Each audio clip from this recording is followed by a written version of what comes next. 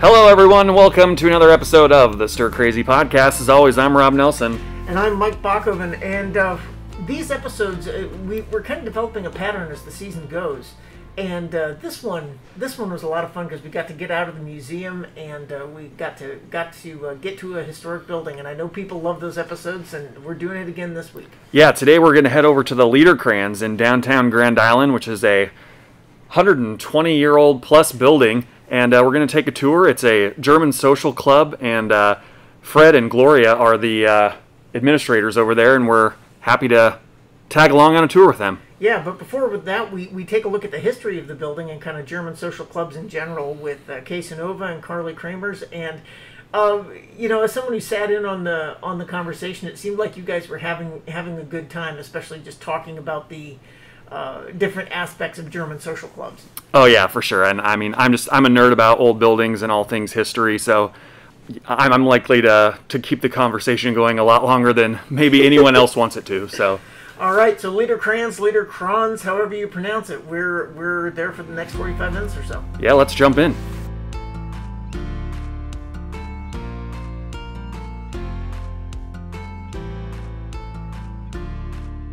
Hello and welcome to the Stuhr Crazy Podcast. Today we are talking with the ever-impressive Director of Interpretation, Cynova, and the equally impressive Education Development Specialist, Carly Cremers. Thank you both for being on the podcast.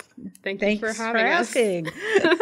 Today we are going to be talking about all things Liederkranz or Liederkranz, which is a German-speaking social club here in Grand Island. Let's delve right into it and talk more about what this organization, what this institution is, and why is it in Grand Island? Well, we started as a German settlement, primarily a German settlement, and the Liederkranz actually was formed just 4 years after the things kind of got really rolling here, because the charter was adapted in 1870, and then there were 40 charter members. And they got stuff all arranged in bylaws and all that stuff early in 1871. And they've been going ever since. Grand Island originally had a very German population since when things are first getting settled in 1856, when A.H. Barrows needed to bring on some people to settle the land, he got 37 people from Davenport, Iowa, who mostly were German people. And they ended up there because when they were back in Germany, there was the 1848 revolution called Vormars. That's not how you say that, Vormars. It's something. I did watch a pronunciation video, did not stick in my 25% German brain. But there was a lot going on there where it was kind of a war between liberalism, where they were going against constitutional monarchy, and then the conservatism, who were people that wanted to keep their power. And people were really upset with that, so they hopped on over to here. Some of them ended up in Davenport, Iowa. Some of those ended up here in what became Grand Island. And then some of those started the Liederkranz. And here we are.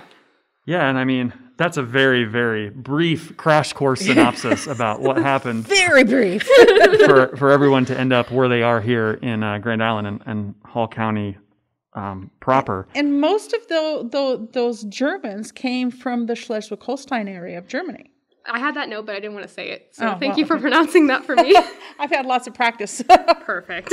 One of the things that I read was that, well, I guess we should preface this by saying that Liederkranz actually translates to circle of song or song wreath. Or wreath of song. There's a lot of different ways you can look at it. And essentially it's an organization, I have here in their bylaws, that the purpose of the society shall be the cultivation of vocal and instrumental music, mutual instruction and promotion of the social interests in general.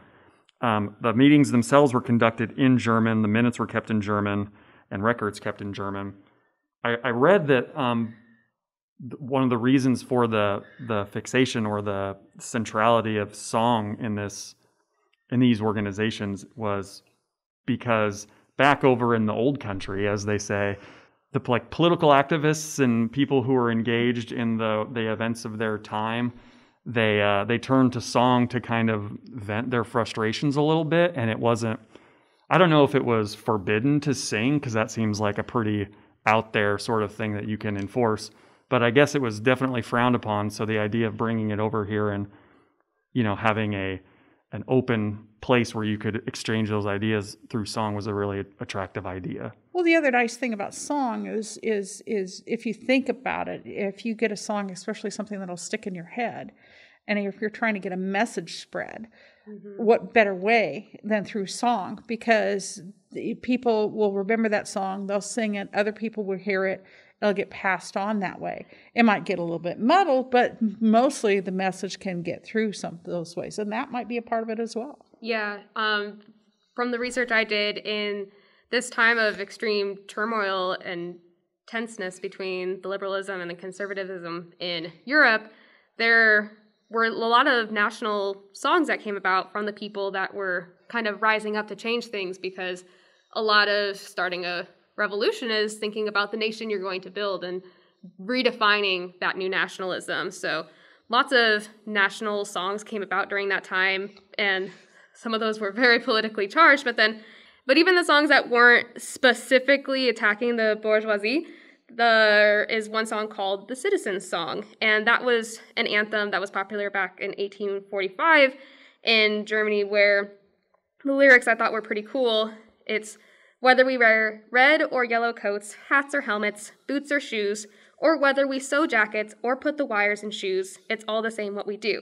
But whether we build something new or just chew the old cud like a cow does grass, or whether we do something for the world or just gape at the world, it's not all the same what we do. So I feel like even that, where it's not necessarily attacking or throwing shade at any specific figure, it's still about that overall attitude that many people had of changing things and not just keeping what was unfair the same. And, Grand Island isn't unique in having this sort of organization or this, collective group of people who are dedicated to these ideas. I came across several different Liederkranz societies, organizations that are across the country, specifically in the Northeast and the Midwest, who seem to all be sort of dedicated to these missions in general. I found one in Dayton, Ohio, Lancaster, Pennsylvania, Mansfield, Ohio, St. Louis, Missouri, and I'm sure there are many, many more. But isn't it interesting that Nebraska, this is the only Liederkranz in Nebraska, and here it is in Grand Island, Nebraska. Interesting. Yeah, absolutely. I'm really glad that it's on the the National Register of Historic Places. Kay is now flaunting that piece of paper. A document of some sort. The document that was its National Registry nomination. What does that entail? Does that mean it's protected from here on out, or is it I don't think it means, because in going through the entire list of everything that was on the National Register in the state of Nebraska earlier today, not all of the things survived that were originally nominated. Some of them were removed because they were destroyed either by damage because of the weather, or because, they decided that they needed a better bridge, because there's bridges, there's all of these structures, a lot of Carnegie libraries, a lot of schools, a lot of things like that. But they're trying to prove that it's a significant structure, and so you have to provide the documentation as to why it's significant. And so the tie-in of the history with the Liederkranz is a big part of the application for this. I just think we're incredibly fortunate to still have this building in our community. Yes. We're a community of around 50,000 people, so not overtly large, but yet we have this society. I think it was, when was it built? 1912? That building was built in 1912. The new building was dedicated on the 17th of November 1912. Yeah. So we're over, 109 years old now for this building. Those ones I was listening just a few minutes ago, some of them are still standing. A lot of them have been, replaced. They were burned down. They were razed. Just for our community, I think it's a gem that we have it here. Well, and it's interesting to note in the state of Nebraska that there's really not a lot of like structures. There's some similar kind of fraternal hall in Kimball County. There's the Rod Schlodskowski lodge in Knox County, and there's a GAR hall in Nebraska City that could be considered similar, kind of fraternal organization type things, but there's not a lot out like that. So it's unique in many, many ways. Well, and kind of jumping ahead here for a second, the Liederkranz isn't the only German social club that Grand Island hosts. No, it's not, but it's interesting to note that the first meeting to form the Plattitsch was in the Liederkranz building. Yeah. Yeah. I've always kind of wondered, like, we said that this is kind of a close-knit community. Were there a lot of people who joined both? I guess that's been the word around town as I've been talking to people, is they were members of the Liederkranz and they were members of the Plattitsch, and maybe they were the members also of the Elks Club the Saddle Club. I've heard, if you think about late 19th, early 20th century, there's not a lot of, there's no television and all this other stuff. So these social organizations became a very important part of everyday life. Mm-hmm. And so, hey, there's a dance at the Liederkranz, and tomorrow night there's something at the Plattitsch, or hey, there's card playing, or there's all of these different activities that you go to at all of these different locations, AOUW Hall, GAR, and all of the other fraternal and social organizations in town. Yeah. The main difference that I could figure out, at least in the origination of the two, is that the Liederkranz was speaking High German, where you had to be able to speak High German in order to get in, and then the Plattitsch was Low German.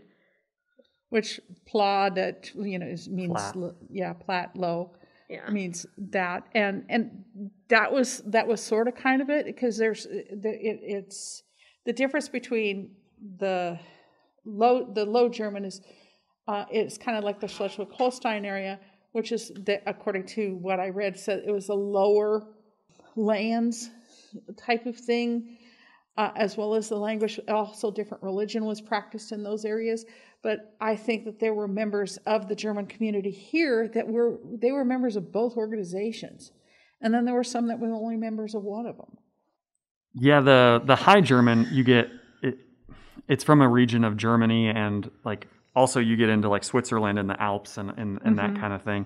And the High German is actually the standard written and spoken language in that portion of the world. And so there's kind of the dividing line there. But I'm also curious about like how these societies functioned on a day-to-day basis. Like, were there any like sibling rivalries between these organizations? Like, even if it was just like, this guy, he's a Bears fan. This guy, he's a Packers fan, or something. I don't know that I ever ran across anything like that. I don't remember ever reading about that. And Tom Anderson was a historian here at the museum for many, many, many years. A lot of people may remember him. And he talked about all of the history of Hall County on a daily basis. It was so much fun to learn from him. I don't remember him ever talking about things like that. That doesn't mean it didn't happen, because Germans by their nature can be a little bit grumpy and might get into battles and things like that.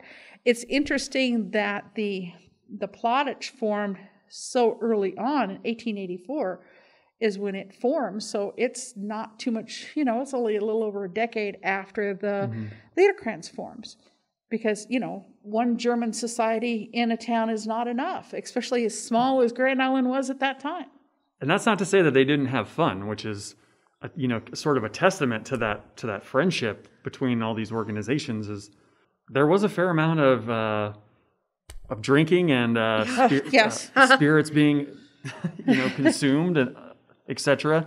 But I think it's a testament to maybe that Victorian way of life of 1880s, 1890s of being very reserved, or at least bottling up, no pun intended, what your natural inclinations may have been. Yeah, I think that whole side of the German culture, since they were a lot of people that were here from the beginning, that kind of established like the community standards where the Liederkranz, as we said, it had so much cultural life and so much social life, and it says schooners of beers that were locally brewed flowed freely, and there were entertainment and enlightenment and relaxation, and they were known as the Singing Society. And eventually that kind of bumped some heads with some people that were more conservative and more religious and looked down on that. So from some articles I read, there were definitely some shade thrown at some of the members of these clubs for their actions. A lot of family things happened at the Liederkranz as well. The Liederkranz, I believe, is one of the first places in Grand Island that had an electric lit Christmas tree. In the 19th century, Christmas trees were held at churches, social organizations, schools, and the like, and because you might not necessarily have one in your home. So all of these families for the Liederkranz could bring gifts, have them put on the tree there, and then they were given to the kids. They would have a Santa Claus and all that. But there was one year, and I'm failing to remember the exact year now, but I know it was late 19th century, where they had electric lights on a tree in the Liederkranz. Longtime listeners to the Stuhr Crazy Podcast will recall our discussion of electric Christmas lights. Yes. And the first electric Christmas trees, and individuals not having Christmas trees yet in their home, but instead gathering around a Christmas branch off a pine tree or the like.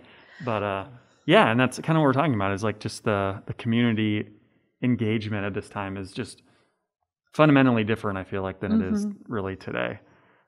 Yeah, the society, the being together with, because each one of these social groups was a community unto themselves, and so they come together, but then they're also parts of other community aspects of the town, and so it's a way of being with people who are like-minded, but also kind of spreading other ideas. Yeah, I thought it was really great to see how with the Liederkranz, that was where a lot of, obviously we know music was formed there, but they even had theater where they had a drama club and other bands, and compared to all of the other pioneer struggles that were happening of starting like the settlement that became Grand Island, they were doing these kind of humanities and arts in the 1870s, which you don't imagine those happening at the same time, but I feel like that's a huge testament to how the presence of those German settlers really helped build the spirit of the community and hold that together. And I think when the arts start appearing in a community, that's when more interesting. It becomes more interesting. You become rooted, more human, I guess. It draws other people in. Yeah. It draws other people to come to the town, to come be a part of all these different communities within the town. You're not just surviving, you are thriving in multiple aspects of humanhood. It enriches lives. Yeah. And that's one of the first things you see being built in some of these pioneer towns. You know, if you go back, in order to get the train to go through your town, in order for that small community to exist and to thrive and to grow, one of the first things they put in was an opera house or, a theater of some kind. Something to bring culture to the community. Exactly. Speaking of this, I wanted to ask both of you if you knew of any theater productions that, or not just theater productions, but any sort of historical events that would have taken place at the Liederkranz that maybe are less well known.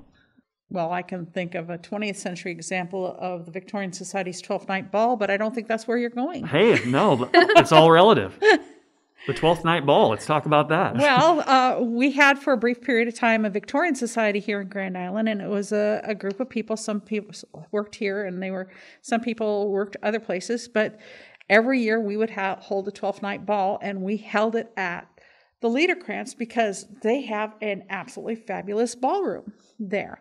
And they would make a fantastic meal for us there. And it was just a wonderful place to go dance. And it was always on basically around Epiphany time, 12th night. And so it was a really, it's something that would have happened. And you see that advertised in 19th century newspapers where there'd be, especially during the Christmas period, you'd see all these advertisements for there's a ball here, there's a ball here, there's a dance here, there's a dance there. And so we were trying to do that. The cool part about it is we were all dressed in 19th century clothing. So of course, it was really fun.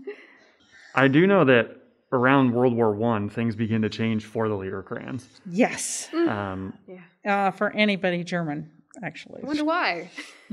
I do know that they had some significant interference from the state of Nebraska here just due to their central mission as an organization. There was something called the Hall County Council of Defense that was created in 1917 to impress upon all citizens the need for absolute dedication to the American cause during World War I.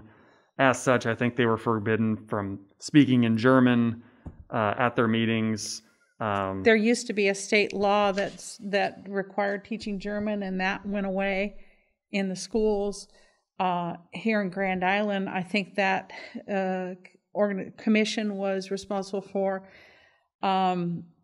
looking at some of the street names and changing them, and other changes in regards to the German language. I think that's when we start seeing the decline or the demise of the German language newspapers in this area, basically because of everything with World War I.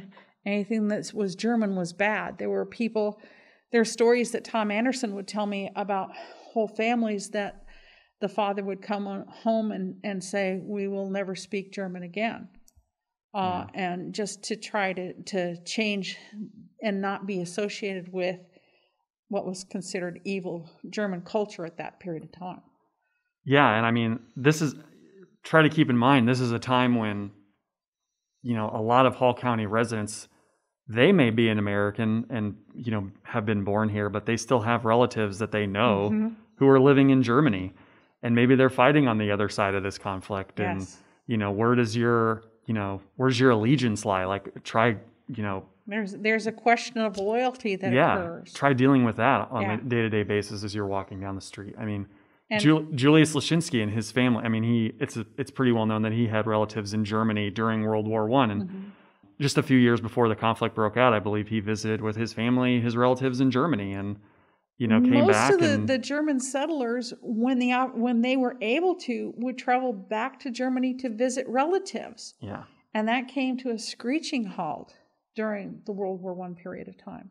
I also read that they attempted to make the Liederkranz change its name, but after strict objections from its members, they were.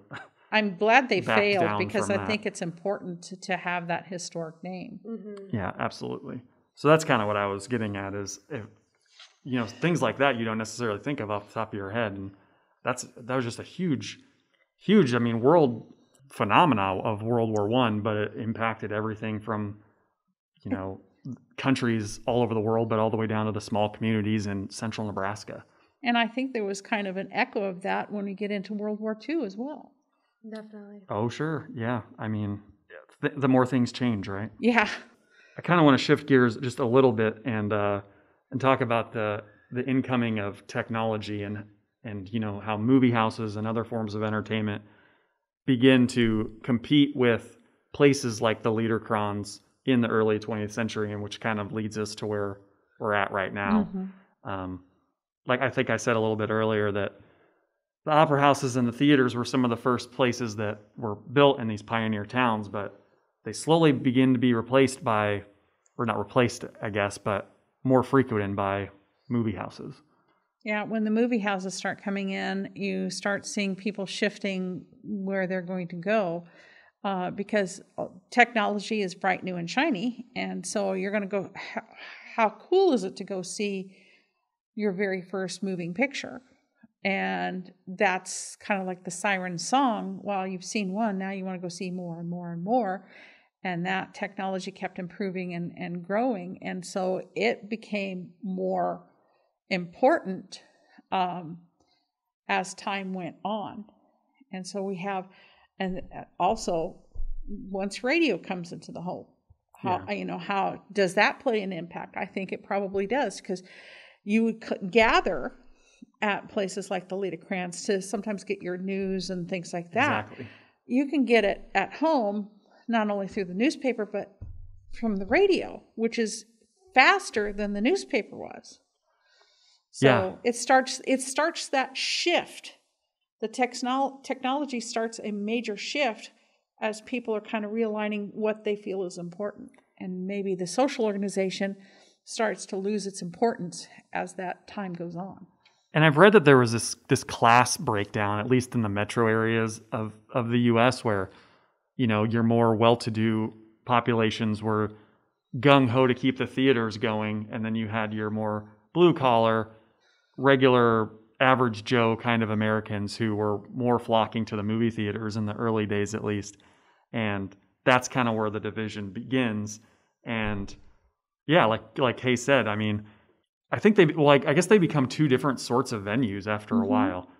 One is maybe more highbrow, a theatrical production, and then you have a movie theater, which is kind of looked down upon for its lowbrow qualities, even though it might not be that.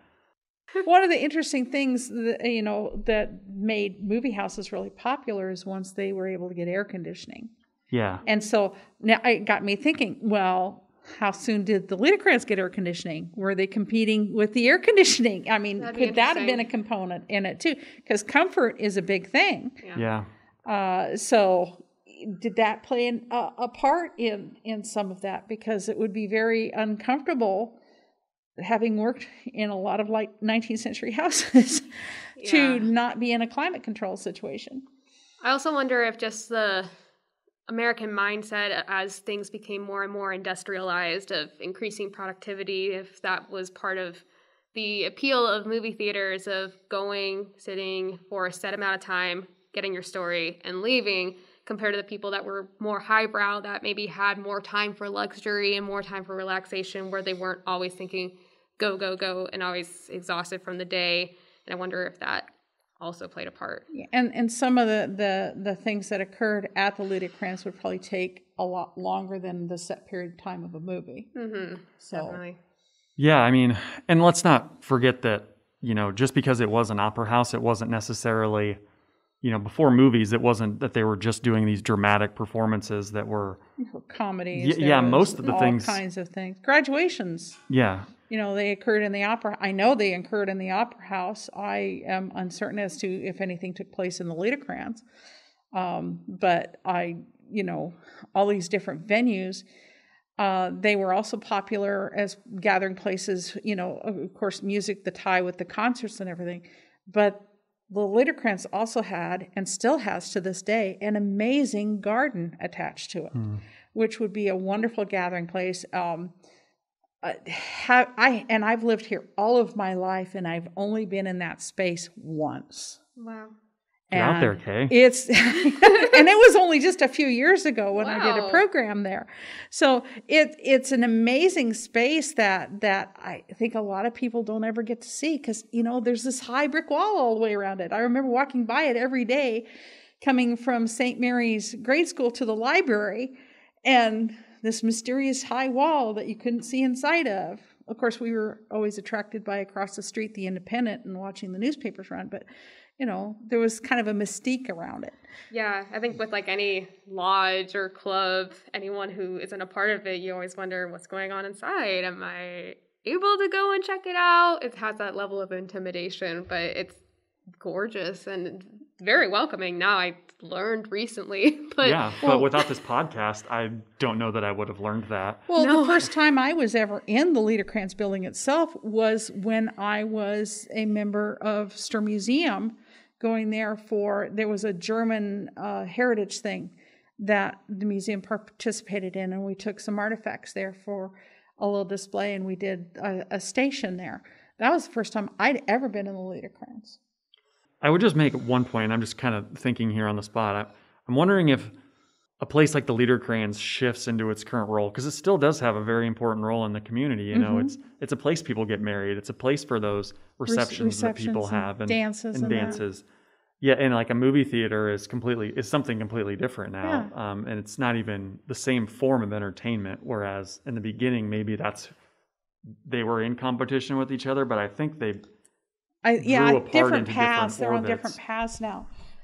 But I could see why the movie theater, thinking contextually, right now, if you want to talk about millennials being different than Gen Xers or baby boomers, you say, the internet and phones is kind of the thing that makes them especially different, their use of technology and ability to use it. Mm-hmm. I think there's probably something similar happening at the turn of the 20th century when you have, radios and TV and not TV, but moving That comes pictures, later, but, moving pictures, and just technology in general. And I mean, movie theater could get you your news. It could get you air conditioning. It could get you cartoons for your kids, and that kind of entertainment that the whole family could enjoy in a way that maybe something at the Opera House wasn't. And the price of the movie theater was Exactly. considerably cheap at that time, whereas becoming a member of a social group would probably cost a little bit more. That's where the term Nickelodeon comes from. Yep. Nickel, the original price of the ticket, and Odeon, I think, is a Greek word for picture or something like that. I think that's what it means, is like nickel picture or something along those I'm lines. sure that we will all be looking that up later. Don't quote me on that. It's something along those lines. I know no one can see me, but my eyes are huge and my mouth is gaping with that knowledge I just learned today. Yeah. That is amazing. Ah, love it. That kind of segues us really nicely in to kind of the last part I'd like to talk about, which is I really hope that these sorts of institutions endure into the future. Because I find them interesting. I'm personally going to join the Liederkranz, I think. Same. We'll be speaking with a couple of the managers and owners of the Liederkranz in the next segment of this podcast, but they couldn't have been more welcoming. They were very nice. Myself and Carly took a tour of the place for the first time, and we were both blown away by it. But yeah, spoiler alert, it is beautiful. It's amazing. You can just see the history in it, and I feel like it's something that I've never seen anything like it before, and now that I know it exists, it makes me so excited. And they've got a bowling alley. They have a bowling alley, and it's the cutest thing. You have to do the math in your own head, which I will be needing to Google how to do bowling math, because it's not just adding, but it's exciting. Yeah, and apparently bowling alleys are all the rage in these Liederkranzes across the country. Like this isn't just a one-off. Like many of them have bowling alleys. I don't know if I didn't investigate if that was a German pastime, the sport of bowling, but maybe it is. And yeah, even in this 1870s ad, one of the primary things that on this ad is that the best bowling alley is in the Liederkranz. So yeah, evidently it still is. Yeah, I think so. It's gorgeous, and it's this isn't. No, I guess this is your grandfather's bowling alley. Yes, it is. Because it has not been changed since around that era. The upholstery is beautiful. The lanes are beautiful. Yes. The machinery is not technological at all. It's very much count your score. It gives a nostalgia, even if you did not live during that time period that everything was originally built. And it's very unique. And it was also encouraging because when we were talking to Fred and Gloria about the average age of people that attend the Liederkranz, and they said that it's getting to be about average age of 40, and they're getting more younger people because they're doing things like beer tastings, which a lot of millennials are into breweries and specialized beers like that. And let me tell you, when Fred was telling us about some of the selections they have of really well brewed. Yeah. Yes. That's correct. Well brewed brew, yeah. Yeah, they have a lot of stuff from Germany that is from, just not distilleries, but breweries and monasteries even that have been brewing this beer for literally 1,000 years. I think he showed us one sort of beer that he had there that has been being brewed since 1040 AD. And that's longer than America has been America. Well, yeah, by about five more times. By a lot. You always forget how old things can be whenever you start looking into European years, but it's amazing. And another thing about the Liederkranz is when they do some of the things surrounding German food, oh my gosh, it is so good. Yes, I'm very excited to try Hamburger Night. Yes, I hear great things about that. I love the simplicity of the name. You've got me. But I mean, I think there's other reasons why young people and a new generation of people might be attracted to these sorts of organizations. It doesn't have to just be German. But I mean, there's kind of a renewed interest with these like 23andMe and Ancestry.com and stuff like that. And I'm hopeful that sparks a curiosity in a new generation. I think as a genealogist myself, people get very curious about the heritages that are associated with you as, your composition. All of these different people who came together to make who you are as a person. And anybody who has a German connection or a Polish connection or an Irish connection is going to start investigating and trying to learn more about those different cultures. Yeah. And a place like the Liederkranz is a place where you can get this little flavor of that particular kind of heritage. So I think that would be an awesome thing to be a part of. And I know that I wasn't sure going in there hearing this over a century old German club if it would be very exclusive or They're really kind of laid back. They anymore, are. yeah. I mean, the two people we chat to, another spoiler alert, are Czech and Polish, which are the other two things that make up me other than German. So I thought that was awesome that they're welcoming of people because, going back to when we first started talking about how the Germans came over here because of societal unrest in the old country and wanting to go to a new place for a fresh start, and that's where we are today. And it's really awesome to see that they are taking this perspective of welcoming people, not just of German culture, not just of people that speak German, but people who build up this community today, however diverse we are. And that was really exciting to see. And I hope that more people continue to come in to where it's just a celebration of all cultures while we celebrate the German culture and have a beer. Couldn't have said it better. I think that's a good place to hit pause. We're going to take a brief commercial break, and we'll be back with Fred and Gloria live from the Liederkranz. Stay with us. Today's podcast is brought to you by Platte Valley Tin Shop. For custom-made tinware and general repair, see Mr. L. Miller. For the Platte Valley Tin Shop on North Front Street, Railroad Town, Nebraska.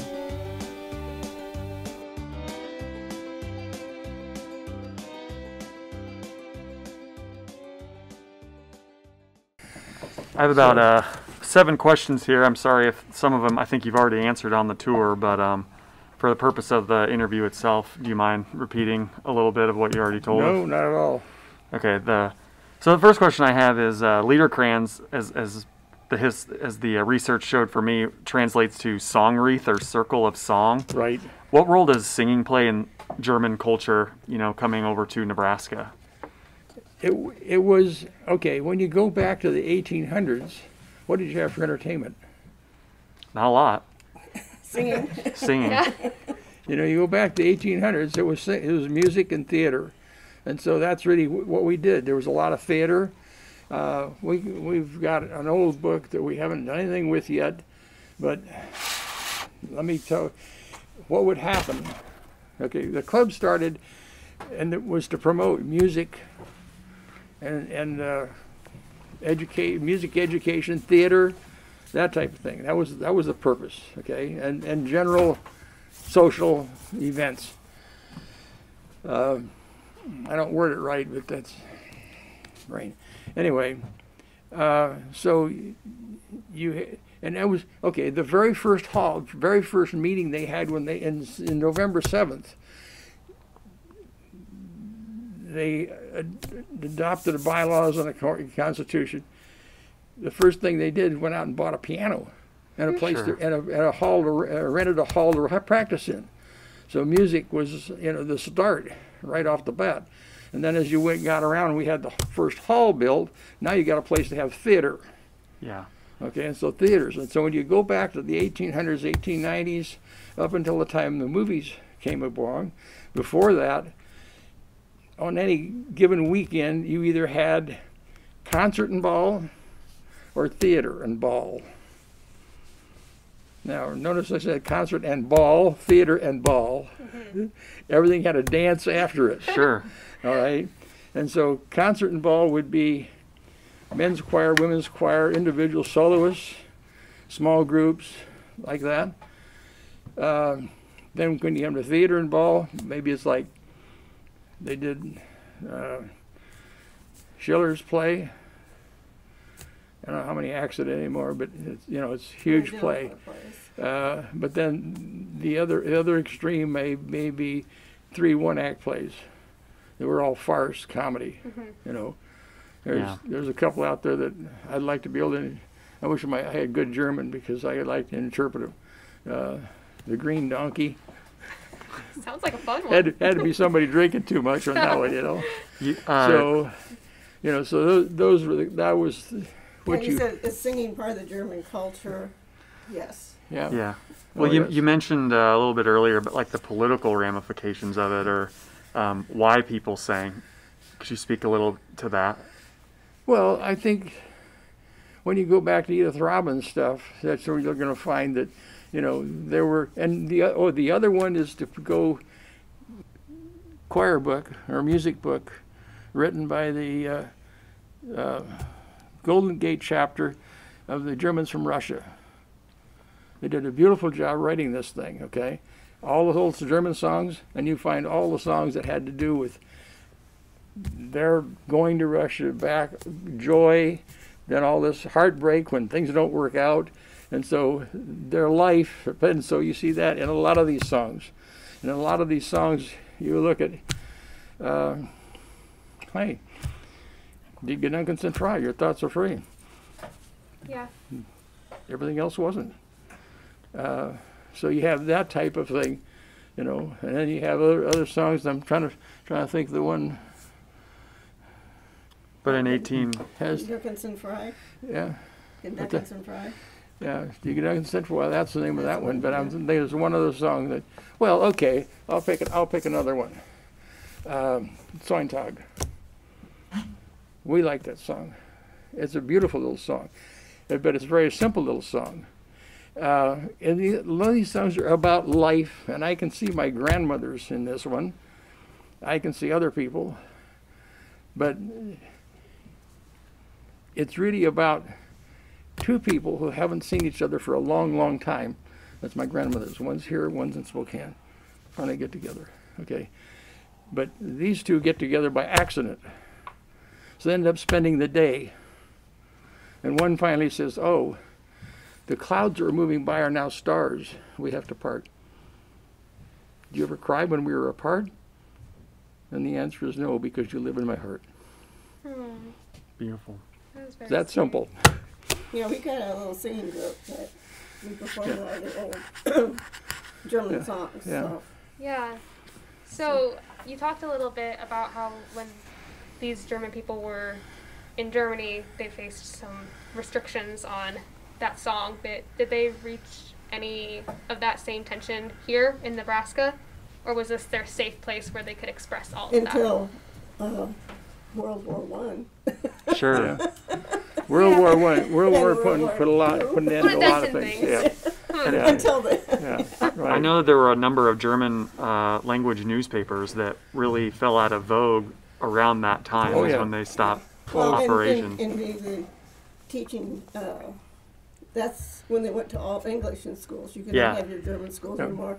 They started outlawing the German church services. So those world wars triggered a lot of that. So. Absolutely. See, and the war affected me from language side too, because World War II was forbidden to teach somebody another language. Oh. Very, very stupid, but that's what they did, okay?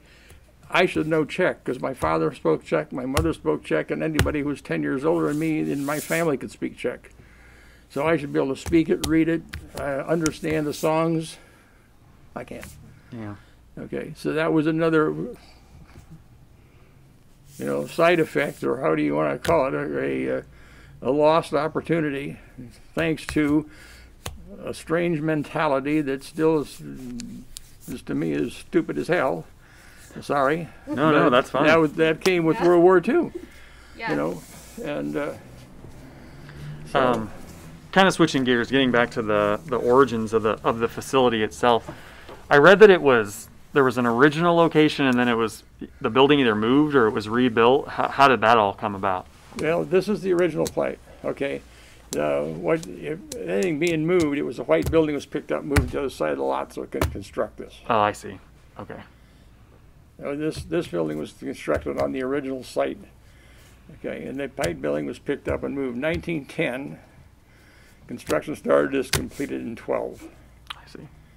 And we've been here since then. Been there, yeah, And we- never yeah. moved, yeah.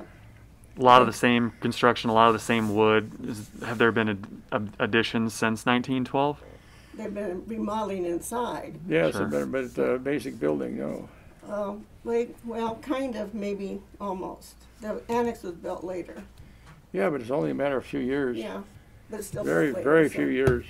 Where Yeah, the bowling alley is. Yeah. Okay. yeah, it was just a few years. So, almost in the same breath, they finished one and started into the other, into the extension.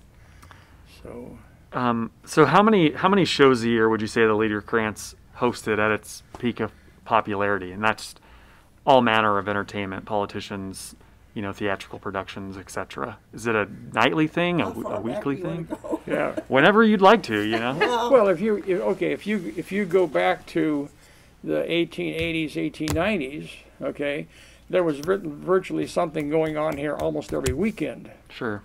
And that's during the winter time and the fall and spring months. And in the summertime, it was too hot. Okay, so now the summertime, we took a train and went up to Dannebrog, or we took a train and went for a picnic in Lincoln in the park there. And so those kind of things happened. There were big picnics and that type of thing. And it wasn't uncommon to find a newspaper article, oh, Liederkranz is loaded on a train with, had a special train. Well, yeah, and went to Dannebrog, I was going to ask about that. I know that this isn't necessarily an opera house, but it provides that same sort of entertainment. I know that a lot of small towns in the Midwest, one of the first things they wanted to build was an opera house, Yeah. because that meant the train would come to town Sure. and would help their community. I'm just curious if this institution had any We had a, relationship with the one of the, UP or anything National- like Union that. Pacific donated land we're sitting on. Really? Yes. we got the document downstairs. Well, there you go. Yeah, they donated the land, and we got the deed after we put the building on it. They can't take it away from us. Yeah, we had to put the building up, then we got the deed to the land. That's We talk amazing. about operas, and it's like, yeah, because you saw it was a full working stage. Yeah. And it was Sure. built like an opera house. Yeah. Sure. And they had one of the national renowned famous opera singers come down here. Oh, that's what- perform. Oh, yeah. That's what I was going to ask, is if, at the time, that we're talking about early 20th century, late 19th century, you had these, troops of performers that would kind of travel across the country as part of smaller Yes, very definitely. operations. I was going to Yeah. ask, When you go through stuff, you can Well, find, then what was it? Sousa's band performed here? what? John Oh, Philip John Sousa. Philip Sousa, yeah. Because Oh, yeah, we had it's a more little than guy once. that we More got- than once, because I have to tell you this. Our choir is singing at Liebenstrom. And there's this little old gentleman. We'd sit down and have coffee with him. I say we always coffee with the inmates. Anyway, so we had coffee with him one time. Then we were back a month or 2 months later, and we're having coffee with him. He says, "I've been thinking about the Liederkranz." He said, "When I was in 4th grade," he said, "it was a very, very cold day. It was at Dodge School." He said, "Teacher took a whole hour to get us all bundled up, and we came across the Liederkranz, and we sat in the balcony clear up on the east side, and we heard John Philip Sousa say, it was absolutely wonderful." Wow. Wow. Yeah, So- it was basically. So then we got on a path of, okay, how old is he? 4th grade. Yeah. Started searching newspapers, and we found out Sousa played here at least twice and maybe 3 times. Wow. Wow. But So- until they built Senior High, Yeah. the new one, not Walnut, the old Walnut. This was the place everything was held. Sure. Yeah.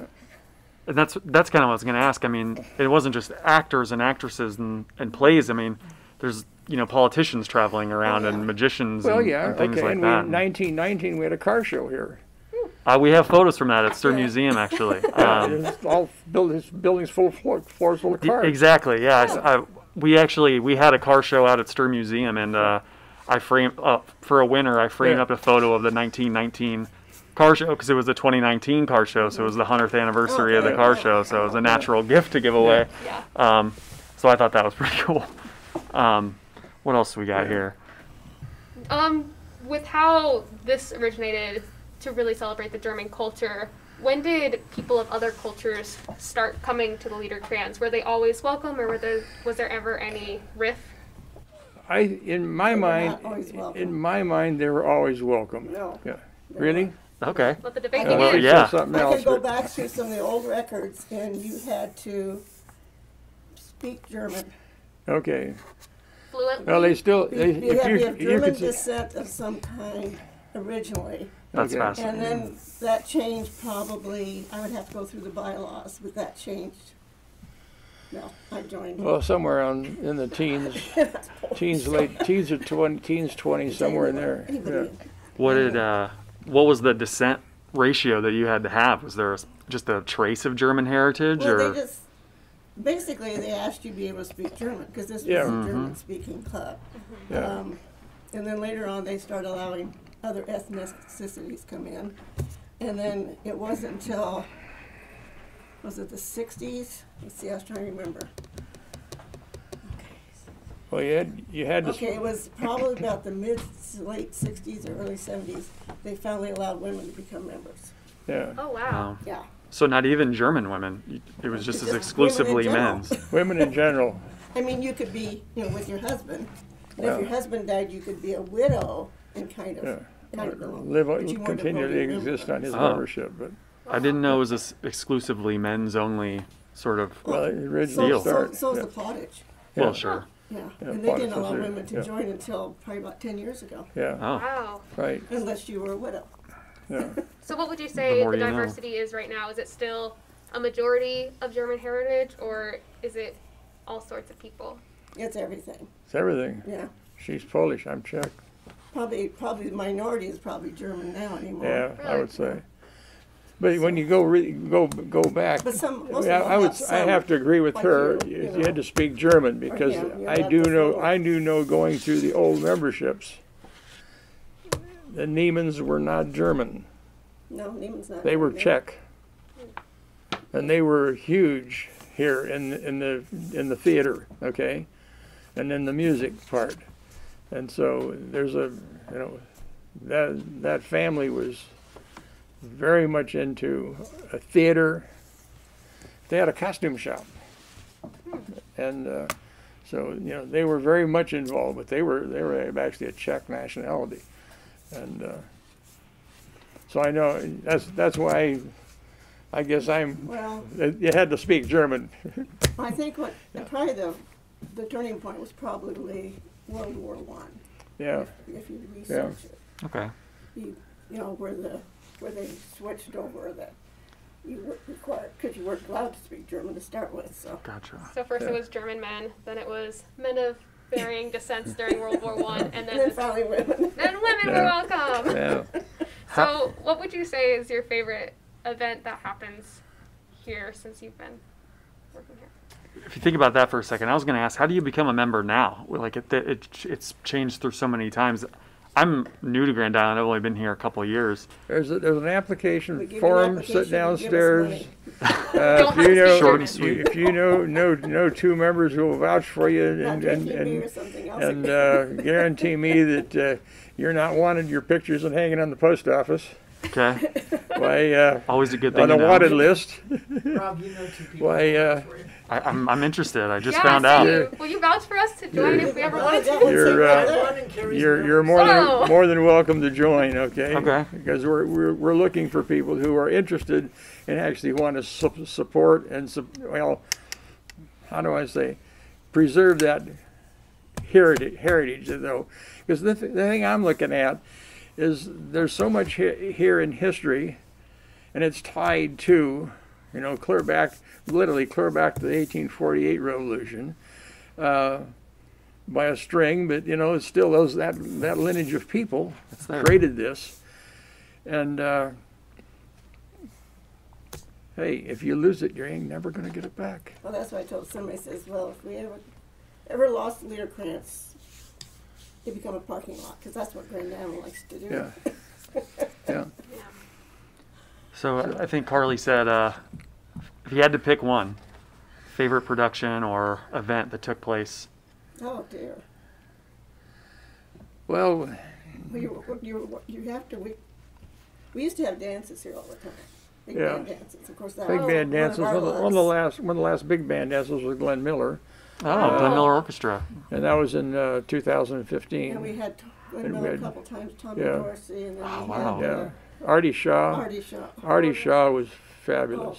Oh, God. Artie Shaw, that was a different thing. Glenn Miller is a continuous thing, okay? Mm-hmm. And we have friends in Omaha who were with the Glenn Miller Band, Joe, Yeah. Little Joe, a couple others that had played with him off and on. But then Artie Shaw's different. All of Artie Shaw's music is in the Kentucky University vaults. Sure.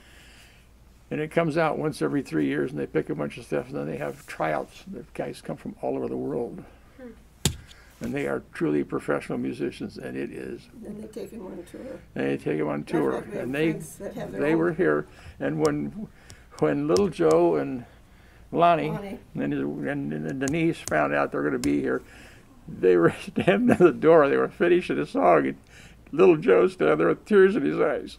He says, "That's the way it's supposed to sound." Yeah, they just Wow. come to the screen, you know. It was, Yeah. of course, it was completely live because Oh, yeah. that's a live stage. Oh yeah. No And, sound equipment It except for the just speaker. blew you away. Yeah. And I'm Just sure blew you away. packed to the rafters, all 1,100 seats filled, Yeah. I imagine. Yeah. Well, we didn't have 1,100 people at that time. This was closed in the 60s. Yeah. Okay. Artie Shaw was here Yeah. about Yeah. 15 years ago. So, Yeah. So but, we were lucky to get them. So will any dances be put on in celebration once all of this COVID well, stuff is over? That's plan A. Well, I was supposed to have Leolani's orchestra in here for my birthday last year. That sounds like When a Which party. was and March. and the What happened in March? virus hit just before we got there. That was my birthday present, the virus. Oh boy. Happy birthday! Yeah, Feel good. right. So, Gift that gives all but I year say, long. if I had to select something, it's got to be between right now Summerfest and Lumpin' Ball, Yeah, and then the children's play. and the children's play would be another one. Children's plays, theater, yeah. Children's theater. One of those three events. The Lemon Ball's always fun. Yeah. What does that entail? I'm not familiar with it. Well, that's part of the, you heard of Mardi Gras, which is French. Sure. Oh, Fasching is the German, the hobo ball. yeah, the hobo ball. Yeah. Fasching is the German equivalent. And amongst all the balls, which they did one almost every weekend, Yeah. was what they called the lumpen or hobo ball. And the rich people dressed in raggedy clothes. So everybody, the rich and poor, could gather together and Yeah. celebrate without anybody going, oh, well, you know, they're Yeah. rich and I'm poor. And Mm-hmm. so you couldn't tell the difference. Well, that's good. That was the criteria, so everybody could Fit in. fit in, yeah. So we had a bunch of pictures downstairs of Yeah. what people came in. There's some panels. Uh, Pictures. Goodwill and Salvation Army made good money. Yeah. They go down- stuff that Go over there and get patch up clothes. and tear apart and Yeah. Yeah. Did it become more eccentric over Yeah. the years with what people wore? Well, she found an old formal over there and then put patches on it. Wow. put some tears in it. Yeah. So I just had one other question, and it's something we touched on briefly about movie houses. World War I kind of happens, end of the teens. It's right around the same time movie theaters are beginning to Right. increase in popularity. Is there a, kind of a competition between movie houses and places like the Liederkranz? Did they try to compete for audiences or anything like that, or was it just kind of a different crowd that generally? I would assume there probably was some competition, but basically you do what you do with your local people, and then as time goes on, the people that were acting, age out, Mm-hmm. and because you got the movie theater, the younger group is not going to follow that path. They're going to take another path. They just the trail split, Sure. and it's the best way I know how to say it. And Thank you so much.